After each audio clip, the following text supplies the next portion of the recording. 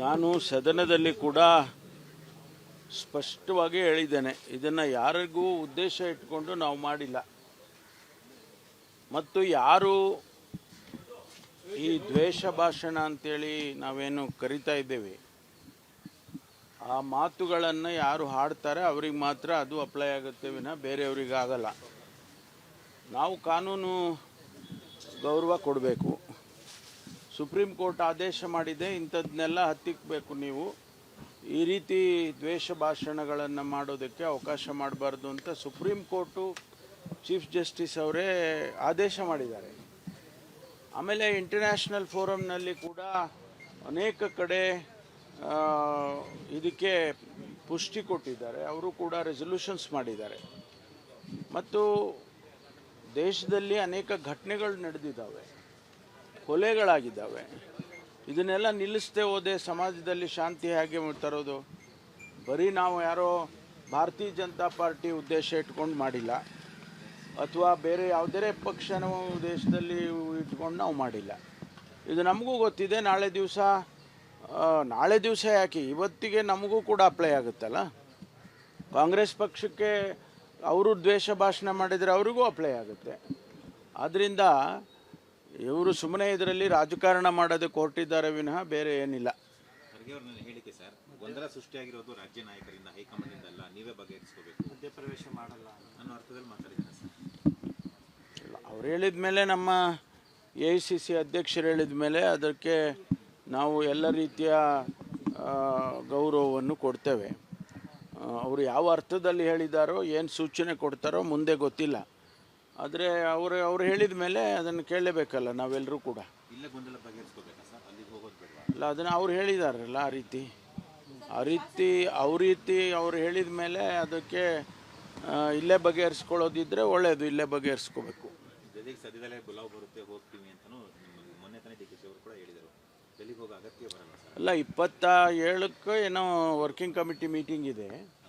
ಅದಕ್ಕೆ ಸ್ವಾಭಾವಿಕವಾಗಿ ಪ್ರದೇಶ್ ಕಾಂಗ್ರೆಸ್ ಸಮಿತಿ ಅಧ್ಯಕ್ಷರು, ಮುಖ್ಯಮಂತ್ರಿಗಳು ಅದರಲ್ಲಿ ಸದಸ್ಯರಿರ್ತಾರೆ. ಅದಕ್ಕೆ ಹೋಗ್ತಾರೆ. ಅದಕ್ಕೆ ಆ ಸಂದರ್ಭದಲ್ಲಿ ಏನಾದರೂ ಭೇಟಿ ಮಾಡ್ಬೋದೇ. ಅವ್ರ ಮಾತು ಹೋಗ್ತೀರಾ ಸರ್? ಗೊಂದಲ ಇಲ್ಲಿಂದನೇ ಸೃಷ್ಟಿ ಆಯಿತಾ, ಇಲ್ಲಿ ನಾಯಕರಿಂದ? ಗೊತ್ತಿಲ್ಲಪ್ಪ ನನಗೆ. ಅವರು ಯಾವ ಅರ್ಥದಲ್ಲಿ ಹೇಳಿದ್ದಾರೆ ಅಂತ ನಾನು ಹೆಂಗೆ ಹೇಳೋಕ್ಕಾಗುತ್ತೆ? ಬಸವರಾಜ್ ಅವರ ವಿರುದ್ಧ ಲುಕೌಟ್ ನೋಟಿಸ್ ಚರ್ಚೆ ನಡೀತಾ ಇದೆ ಸರ್. ಇಲ್ಲ, ಕಾನೂನೇನು ಕ್ರಮ ತಗೋಬೇಕೋ ಅದನ್ನು COD ಅವರು ಕ್ರಮ ತಗೊಳ್ತಾರೆ. ಅದು ಇನ್ವೆಸ್ಟಿಗೇಷನ್ನಲ್ಲಿರೋದ್ರಿಂದ ಅವರು ಲುಕೌಟ್ ನೋಟಿಸ್ ಕೊಡ್ತಾರಾ ಅಥವಾ ಬೇರೆ ಏನು ನೋಟಿಸ್ ಕೊಡ್ತಾರಾ ಅದು ಅವ್ರಿಗೆ ಬಿಟ್ಟಿದ್ದು. ಗೊಂದಲ ಬಗೆಹರುತ್ತೆ ಕಾಂಗ್ರೆಸ್ದು ಅಂತ ನೀವು ನೆನೆ ಒತ್ತಾಯ ಮಾಡಿದ್ರೆ ಹೈಕಮಾಂಡ್ ಬೇಗ ಗೊಂದಲ ಬಗೆಹರಿಸಬೇಕು. ಅಲ್ಲ, ನನ್ನ ದೃಷ್ಟಿಯಲ್ಲಿ ಇದು ಯಾವುದು ಕೂಡ ಇರೋದು ಬೇಡ ಅಂತ ಅಷ್ಟೇ. ಆ ಅರ್ಥದಲ್ಲಿ ನಾನು ಹೇಳಿರೋದು, ಇದು ಗೊಂದಲ ಇದ್ದರೆ ಅದನ್ನು ಬಗೆಹರಿಸ್ಕೊಂಡು ನಾವು ಜನ ಸಮುದಾಯಕ್ಕೆ ನಾವೇನು ಭರವಸೆಗಳು ಕೊಟ್ಟಿದ್ದೀರಿ ಆ ಕೆಲಸ ಮಾಡಬೇಕು ಅಂತ ಹೇಳಿದ್ದೇನೆ. ಯಾಕೆಂದರೆ ನಮ್ಮ ಒಳಗಿನ ವ್ಯತ್ಯಾಸಗಳೆಲ್ಲ ಮುಖ್ಯ, ಆಡಳಿತ ಮುಖ್ಯ, ಗವರ್ನೆನ್ಸ್ ಮುಖ್ಯ. ಅದನ್ನು ಸರಿ ಮಾಡಿಕೊಂಡು ಜನರಿಗೆ ಆಡಳಿತ ಕೊಡಬೇಕು ಅನ್ನೋದು ಅಷ್ಟೇ ನಮ್ಮದು. ಇದು ಆಡಳಿತದ ಮೇಲೆ ಪರಿಣಾಮ ಬೀರ್ತಾ ಇದೆ ಅಂತ ಅನಿಸ್ತಾ ಇದೆ? ಅಲ್ಲ, ಬೀರ್ಬೋದು. ಅಧಿಕಾರಿಗಳಿಗೆ ಸ್ವಾಭಾವಿಕವಾಗಿ ಒಂದಿಷ್ಟು ಕನ್ಫ್ಯೂಷನ್ ಆಗೋದು ಸಹಜ. ಇದು ಯಾವಾಗಲೂ ಇಂಥ ಸಂದರ್ಭದಲ್ಲಿ ಆಗಿದೆ ಹಿಂದೆ ಎಲ್ಲ. ಅದರಲ್ಲಿ ಈಗ ನಮಗೆ ಅಧಿಕಾರಿಗಳಿಗೂ ಕೂಡ ಒಂದು ಸಂದೇಶ ಹೋಗಬೇಕು, ಎಲ್ಲವೂ ಸರಿ ಇದೆ, ಆಡಳಿತ ಮಾಡಬೇಕು ಅಂತೇಳಿ ಅವ್ರಿಗೂ ಸಂದೇಶ ಹೋಗಬೇಕಲ್ವಾ. ಎಲ್ಲಿ ಚರ್ಚೆ ಆಯಿತು ಅಂತ ನೀವೇ ಹೇಳಬೇಕು. ಕ್ಯಾಬಿನೆಟ್ ಒಳಗಡೆ ಏನು ಚರ್ಚೆ ಆಗಿದೆ? ಕ್ಯಾಬಿನೆಟ್ ಒಳಗಡೆ ರಾಜ್ಯದ ಸಮಸ್ಯೆಗಳ ಬಗ್ಗೆ ಚರ್ಚೆ ಆಗುತ್ತೆ ವಿನ ಇಂಥದ್ದೆಲ್ಲ ಆಗಲ್ಲ. ಅದು ಅವರ ಅಭಿಪ್ರಾಯ, ಅವರ ಭಾವನೆ, ಅವರ ಅನಿಸಿಕೆ, ಅದನ್ನು ಅವರು ಎಕ್ಸ್ಪ್ರೆಸ್ ಮಾಡಿದ್ದಾರೆ. ಅದರಲ್ಲಿ ತಪ್ಪು ಅಂತ ನಾನೇನು ಹೇಳಕ್ಕೆ ಹೋಗೋದಿಲ್ಲ. ಅದರಲ್ಲಿ ಅವರ ಅನಿಸಿಕೆಗಳನ್ನ ನೀವು ಹೇಳಿದ ತಪ್ಪು ಅಂತ ನಾನು ಯಾಕೆ ಹೇಳಬೇಕು? ನೀವೇ ಹೇಳ್ತಾ ಇದ್ದೀರಲ್ರಿ, ಎಲ್ಲ ಕಡೆ ನೀವು ಹೇಳ್ತಾ ಇದ್ದಾರೆ ಅಂತ ನೀವೇ ಹೇಳ್ತಾ ಇದ್ದೀರಾ. ಈಗ ದ್ವೇಷ ಭಾಷಣ ರಾಜ್ಯಪಾಲರಿಗೆ ನೀವು ಮನವರಿಕೆ ಮಾಡ್ತೀರಾ? ಯಾಕಂದರೆ ಕೇಂದ್ರ ಸಚಿವರು ಅಲ್ಲ, ಅದರ ಅಗತ್ಯತೆ ನೋಡಿ. ಈಗ 2 ಸದನದಲ್ಲಿ ಪಾಸಾಗಿದೆ. ಅದು ಈಗ ರಾಜ್ಯಪಾಲರಿಗೆ ಹೋಗುತ್ತೆ. ರಾಜ್ಯಪಾಲರು ಒಂದು ವೇಳೆ ನಮ್ಮ ಕ್ಲಾರಿಫಿಕೇಷನ್ ಕೇಳಿದರೆ ನಾವು ಕೊಡ್ತೇವೆ. ಯಾವುದೇ ಕ್ಲಾರಿಫಿಕೇಷನ್ ರಾಜ್ಯಪಾಲರು ಕೇಳಿದರೆ ಕೊಡ್ತೇವೆ ಅದನ್ನು. ನಾನು ಸದನದಲ್ಲಿ ಕೂಡ ಸ್ಪಷ್ಟವಾಗಿ ಹೇಳಿದ್ದೇನೆ, ಇದನ್ನು ಯಾರಿಗೂ ಉದ್ದೇಶ ಇಟ್ಕೊಂಡು ನಾವು ಮಾಡಿಲ್ಲ. ಮತ್ತು ಯಾರು ಈ ದ್ವೇಷ ಭಾಷಣ ಅಂತೇಳಿ ನಾವೇನು ಕರಿತಾ ಇದ್ದೇವೆ, ಆ ಮಾತುಗಳನ್ನು ಯಾರು ಹಾಡ್ತಾರೆ ಅವ್ರಿಗೆ ಮಾತ್ರ ಅದು ಅಪ್ಲೈ ಆಗುತ್ತೆ ವಿನ ಬೇರೆಯವ್ರಿಗೆ ಆಗಲ್ಲ. ನಾವು ಕಾನೂನು ಗೌರವ ಕೊಡಬೇಕು.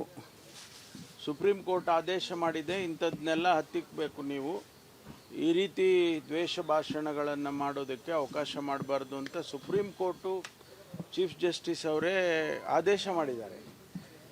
ಆಮೇಲೆ ಇಂಟರ್ನ್ಯಾಷನಲ್ ಫೋರಮ್ನಲ್ಲಿ ಕೂಡ ಅನೇಕ ಕಡೆ ಇದಕ್ಕೆ ಪುಷ್ಟಿ ಕೊಟ್ಟಿದ್ದಾರೆ. ಅವರು ಕೂಡ ರೆಸಲ್ಯೂಷನ್ಸ್ ಮಾಡಿದ್ದಾರೆ. ಮತ್ತು ದೇಶದಲ್ಲಿ ಅನೇಕ ಘಟನೆಗಳು ನಡೆದಿದ್ದಾವೆ, ಕೊಲೆಗಳಾಗಿದ್ದಾವೆ. ಇದನ್ನೆಲ್ಲ ನಿಲ್ಲಿಸದೆ ಹೋದೆ ಸಮಾಜದಲ್ಲಿ ಶಾಂತಿ ಹೇಗೆ ತರೋದು? ಬರೀ ನಾವು ಯಾರೋ ಭಾರತೀಯ ಜನತಾ ಪಾರ್ಟಿ ಉದ್ದೇಶ ಇಟ್ಕೊಂಡು ಮಾಡಿಲ್ಲ, ಅಥವಾ ಬೇರೆ ಯಾವುದೇ ಪಕ್ಷನ ದೇಶದಲ್ಲಿ ಇಟ್ಕೊಂಡು ನಾವು ಮಾಡಿಲ್ಲ. ಇದು ನಮಗೂ ಗೊತ್ತಿದೆ. ನಾಳೆ ದಿವಸ ಯಾಕೆ, ಇವತ್ತಿಗೆ ನಮಗೂ ಕೂಡ ಅಪ್ಲೈ ಆಗುತ್ತಲ್ಲ. ಕಾಂಗ್ರೆಸ್ ಪಕ್ಷಕ್ಕೆ ಅವರು ದ್ವೇಷ ಭಾಷಣ ಮಾಡಿದರೆ ಅವರಿಗೂ ಅಪ್ಲೈ ಆಗುತ್ತೆ. ಆದ್ದರಿಂದ ಇವರು ಸುಮ್ಮನೆ ಇದರಲ್ಲಿ ರಾಜಕಾರಣ ಮಾಡೋದಕ್ಕೆ ಹೊರಟಿದ್ದಾರೆ ವಿನಃ ಬೇರೆ ಏನಿಲ್ಲ.